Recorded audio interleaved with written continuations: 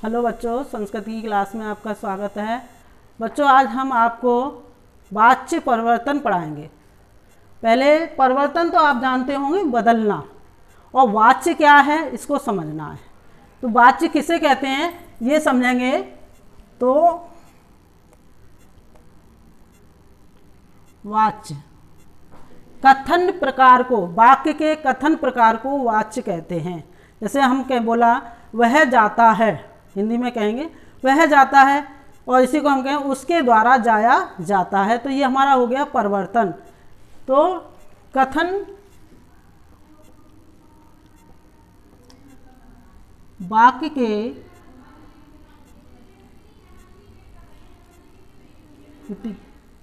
कथन प्रकार को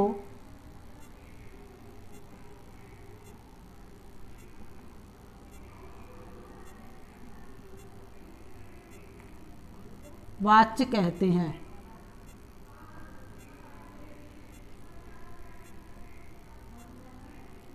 तो ये तो क्लियर हो गया होगा। वाक्य के कथन प्रकार को, जिस तरह से हम बोलते हैं, उसके वह जाता है या उसके द्वारा जाया जाता है, ये बदलाव हो गया, ये परिवर्तन हो गया। ये हमारा कहलाता है वाच्य परिवर्तन। संस्कृत में वाच्य जो हैं वो 3 प्रकार के होते हैं।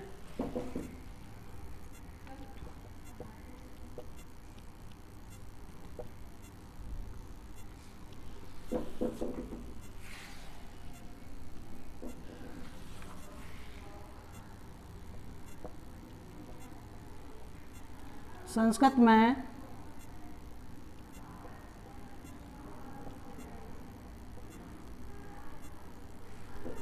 तीन प्रकार के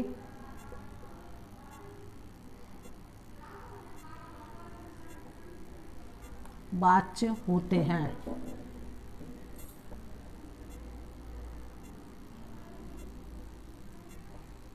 नंबर 1,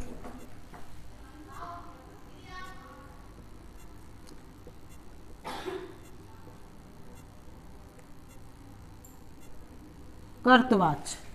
नंबर 2, कर्मवाच्य।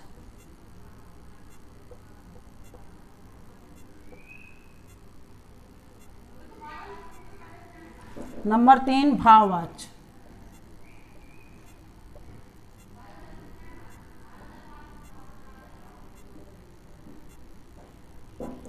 समझ में आया? संस्कृत में वाच्य जो हैं वो 3 प्रकार के होते हैं, कर्तवाच्य, कर्मवाच्य और भाववाच्य।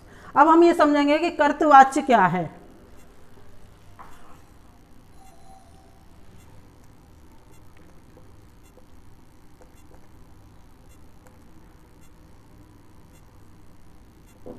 कर्तवाच्य में कर्ता की प्रधानता होती है। कर्तवाच्य में कर्ता की प्रधानता होती है और कर्ता के अनुसार क्रिया लगती है। कर्ता में प्रथमा व्यक्ति, कर्म में द्वितीय व्यक्ति, और क्रिया जो आपकी लगती है वो कर्ता के अनुसार होती है। तो कर्तवाच्य में कर्ता की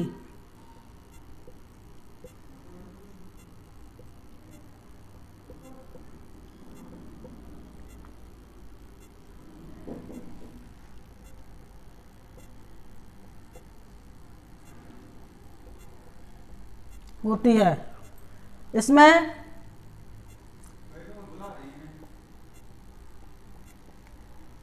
कर्ता में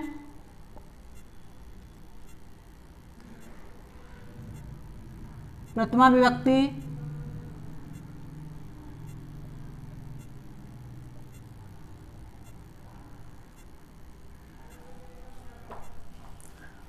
कर्म में द्वितीय विभक्ति,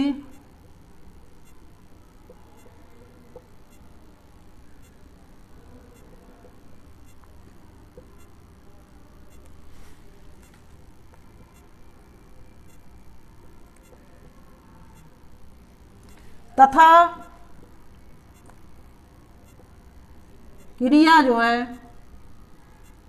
क्रिया कर्ता के अनुसार।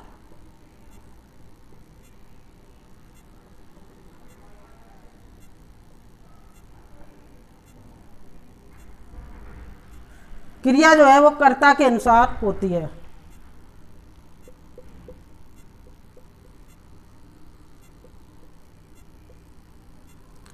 जैसे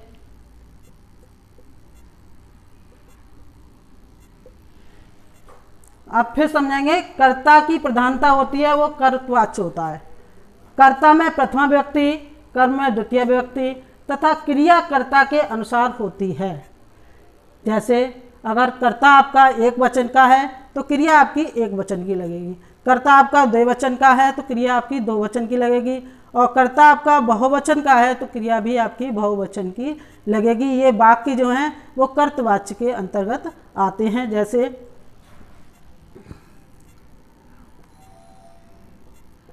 छात्रः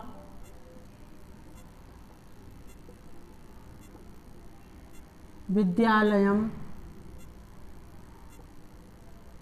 गच्छति। इसी को हम दूसरा उदाहरण देखेंगे।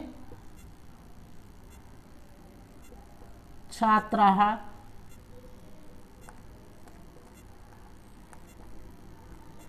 विद्यालयं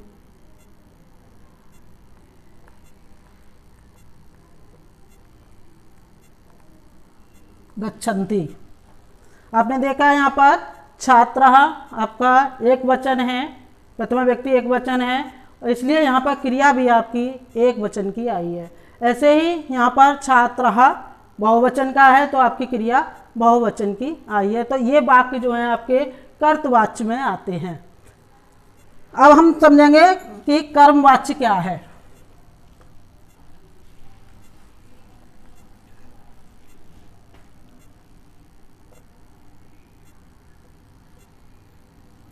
अब हम समझेंगे कर्मवाच्य। कर्मवाच्य में कर्म की प्रधानता होती है। कर्मवाच्य में कर्म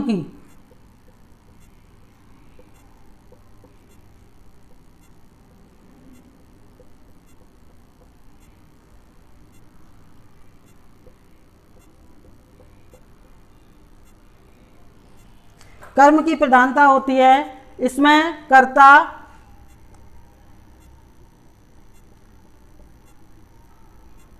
कर्ता में तृतीय व्यक्ति,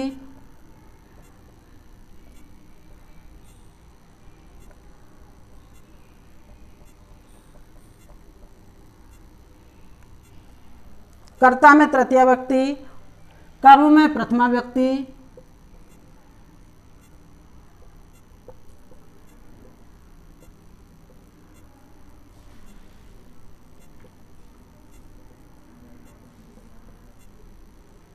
तथा क्रिया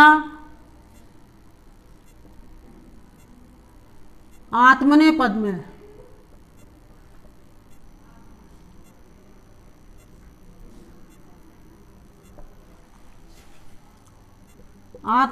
में होती है। इसमें ये ध्यान रखने वाली बात है, जो क्रिया है वो उसका कर्ता पर कोई प्रभाव नहीं पड़ता है। क्रिया जो है वो कर्म के अनुसार लगती है। कर्ता आपका बहुवचन का है तो ये नहीं है कि क्रिया आपकी बहुवचन की लगेगी। आपकी क्रिया तब बहुवचन की लगेगी जब आपका कर्म जो है वो बहुवचन का होगा। अब हम समझते हैं, जैसे इसको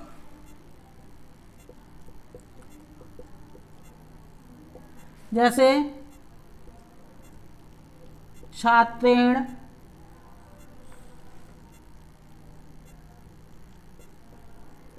विद्यालयं गम्यते। आप ये देखेंगे कि यहाँ पर छात्र में तृतीय व्यक्ति है और विद्यालय में प्रथमा व्यक्ति है, और गम्यते विद्यालय आपका नपुंसकलिंग है, इसलिए प्रथमा और द्वितीय व्यक्ति में एक ही बनता है। और ये गम्यते जो है गम धातु में आत्मनेपद का ये रूप है, तो छात्र के द्वारा विद्यालय जाया जाता है। अब हम समझेंगे भाववाच्य क्या है।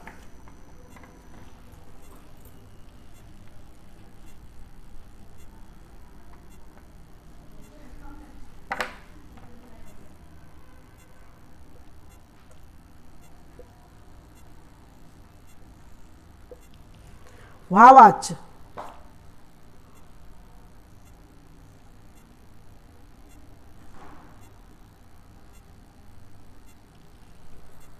भाववाच्य में भाव की प्रधानता होती है, भाव की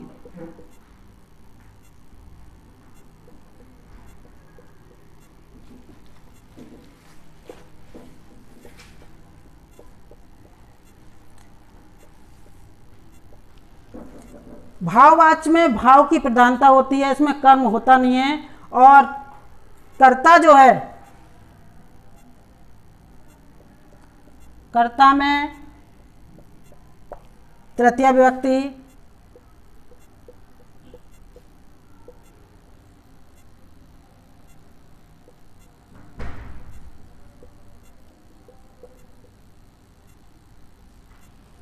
कर्ता में तृतीय विभक्ति और क्रिया जो है सदैव आत्मनेय पद में,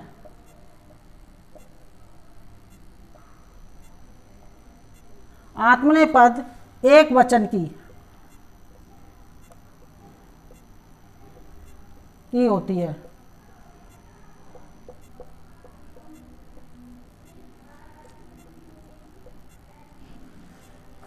तो भाववाच्य में भाव की प्रधानता होती है और कर्ता में तृतीय व्यक्ति होती है, क्रिया सदैव आत्मनेय पद एक वचन की होती है।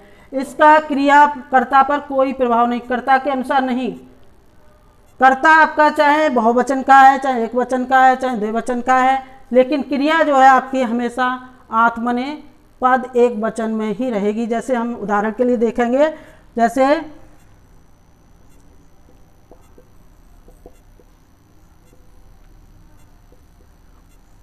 छात्रः पठति, इसका हम ये हमारा कर्तवाच्य का वाक्य है। जब हम इसका भाववाच्य बनाएंगे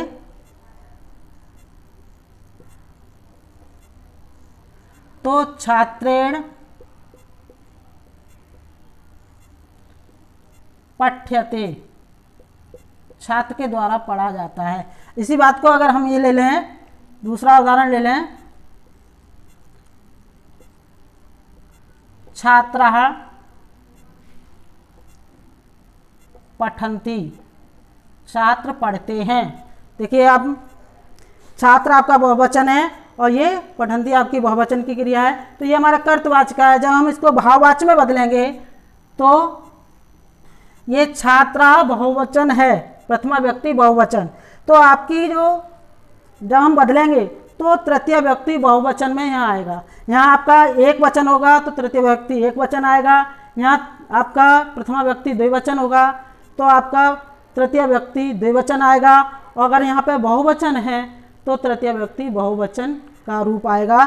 तो ये आपका हो जाएगा छात्रैः पठ्यते।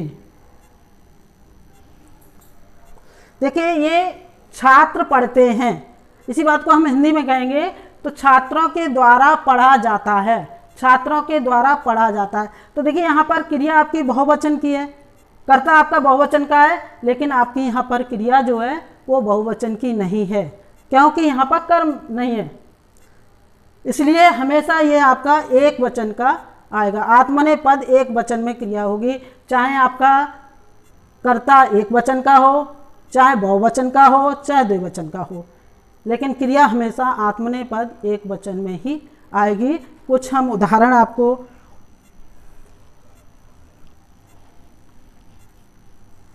समझाते हैं, आप उनको ध्यान से समझेंगी।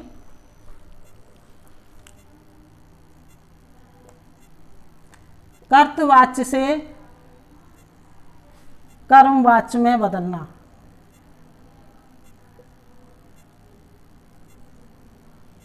देखिए हमारा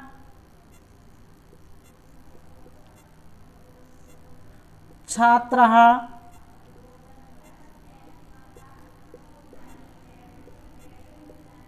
पुस्तकानि पठति, इसका हुआ है छात्र पुस्तकों को पढ़ता है।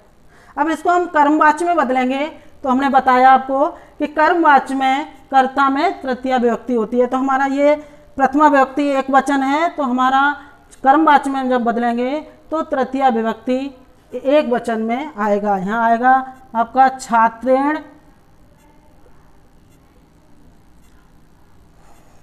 पुस्तकानि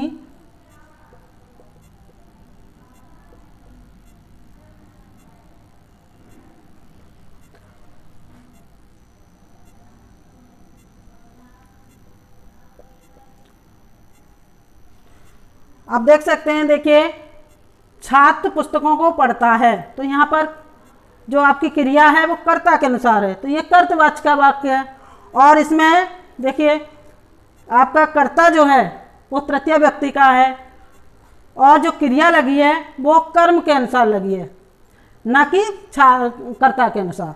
तो जब भी हम ध्यान रखेंगे आपका अगर कर्म एक वचन का है तो क्रिया आपकी एक वचन की आएगी, कर्म आपका द्विवचन का है तो क्रिया द्विवचन की आएगी, और कर्म आपका बहुवचन का है तो क्रिया आपकी बहुवचन की आएगी। जैसे फिर और हम बता रहे हैं, जैसे तुम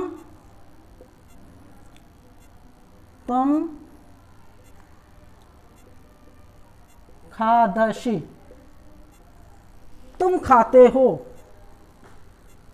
देखिए यहाँ पर तुम आपका प्रथमा व्यक्ति एक वचन का रूप है युष्मद का, और उसके अनुसार आपकी क्रिया लगी हुई है, तुम खाते हो। अगर इसी को हम कर्मवाच्य में बदलेंगे, यहाँ पर आपका ये भाववाच्य में बदला जाएगा, क्योंकि यहाँ कर्म नहीं है।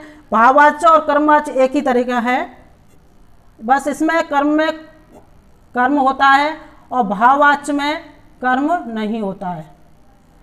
देखिए अब इसका तुम का आप तृतीय व्यक्ति एक वचन, क्योंकि यहाँ पर ये प्रथम व्यक्ति एक वचन है, तो यहाँ पर ये हो गया त्वया, त्वया। अब इसको हम आत्मनेपद एक वचन में, ये हो जाएगा आपका खाद्यते। ये आत्मनेपद एक वचन का हो गया खाद्यते। अब इसको हम अगर और देखते हैं, जैसे आ जाए अहम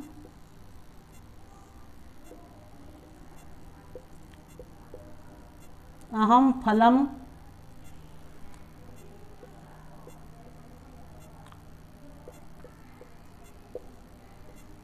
मैं फल को खाती हूँ।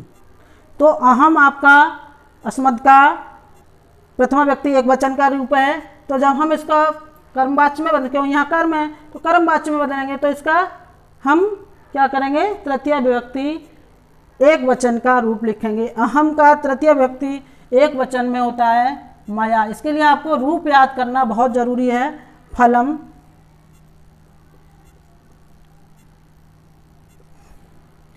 अब यहाँ पर आएगा आपका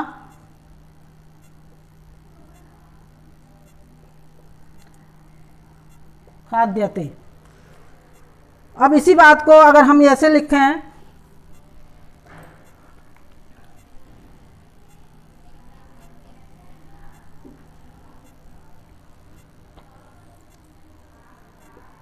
अहम फलानि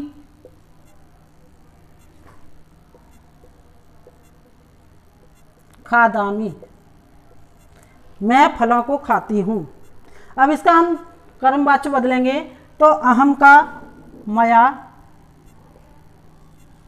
फलानी आपका प्रथमा व्यक्ति मैं, और द्वितीय व्यक्ति में एक ही रूप चलते हैं, फलम फले फलानी, फलम फले फलानी। और ये हमारा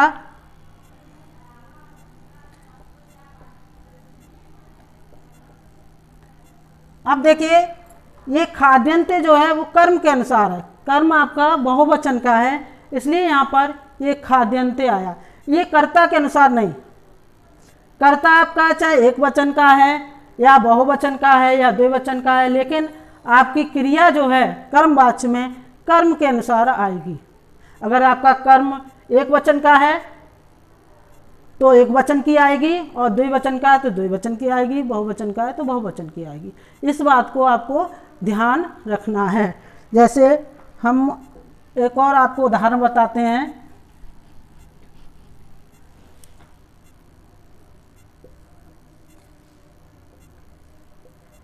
अध्यापका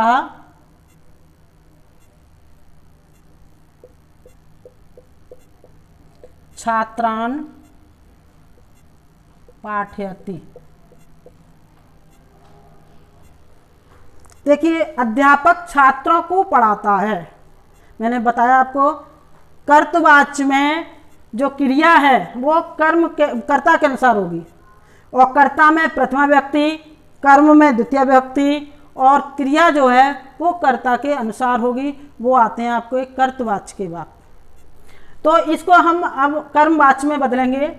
तो कर्मवाच्य में बदलते समय हमें क्या ध्यान रखना है, जो आपका कर्ता है, कर्ता अगर प्रथमा एक वचन का है तो तृतीया एक वचन, और अगर कर्ता प्रथमा व्यक्ति द्विवचन का है तो आपका तृतीय व्यक्ति द्विवचन, और अगर कर्ता आपका प्रथमा व्यक्ति बहुवचन का है तो कर्ता आपका तृतीय व्यक्ति बहुवचन का आएगा। यहाँ पर देखिए प्रथमा व्यक्ति एक वचन का है, तो इसको हम तृतीय व्यक्ति एक वचन में बदलेंगे।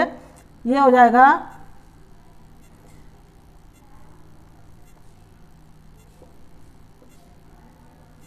अध्यापकेन छात्रों को, यहाँ पर प्रथमा व्यक्ति आएगी, छात्र यहाँ पर द्वितीय व्यक्ति बहुवचन का ये छात्रान रूप है, तो यहाँ पर प्रथमा व्यक्ति बहुवचन आएगा। और अब इसके देखिए जो हम क्रिया लगाएंगे वो कर्म के अनुसार लगाएंगे। तो ये आ जाएगा आपका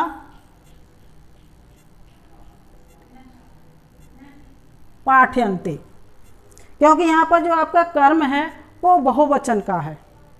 इस बात का विशेष ध्यान रखना है।